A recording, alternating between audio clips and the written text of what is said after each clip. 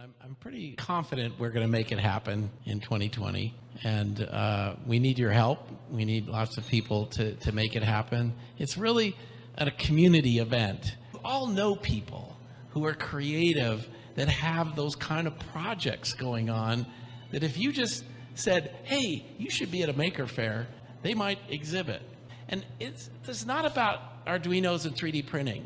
It's about whatever your idea, whatever your passion is.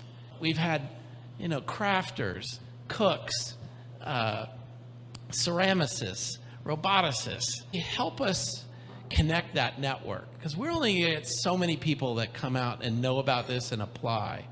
But it's kind of what I do at my job, and I'd love some help here, is talent scouting. You'll see someone building something, making something, and you say, have you ever thought about showing that at Maker Faire? That's what I'd love some help with.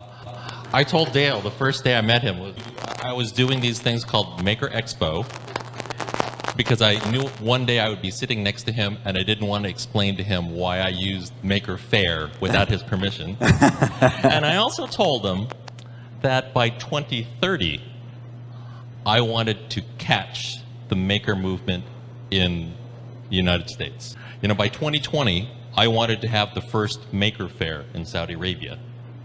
Seems to be maybe on schedule, okay?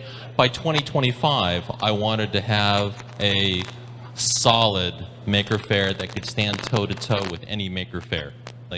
We're going to put together maker events in order to grow what we're doing so that when we go to the bigger Maker Faire, we're going to be ready. If you made something, make something that's going to inspire somebody else to do something.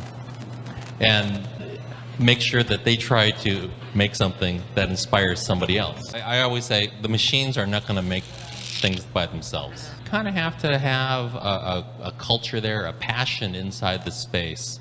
And one of the ways I'd like to bring out that passion is to have it produce some output that somebody could see, that somebody can comment on and say, wow, that's amazing.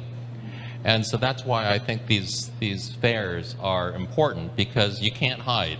You can have 1,000, 10,000, 50,000 maker spaces with all the fanciest equipment, but if nothing comes out of it, there's an issue. 1,000 miles starts with a step.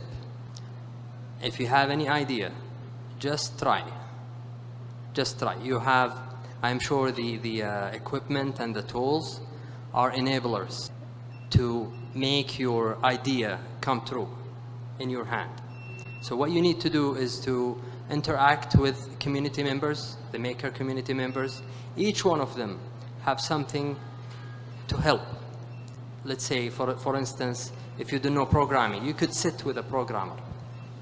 If you don't know how to 3D design, you don't have to be expert in the 3D design. You can interact with a 3D designer in order to help you to make your product, help you to make your prototype for your product.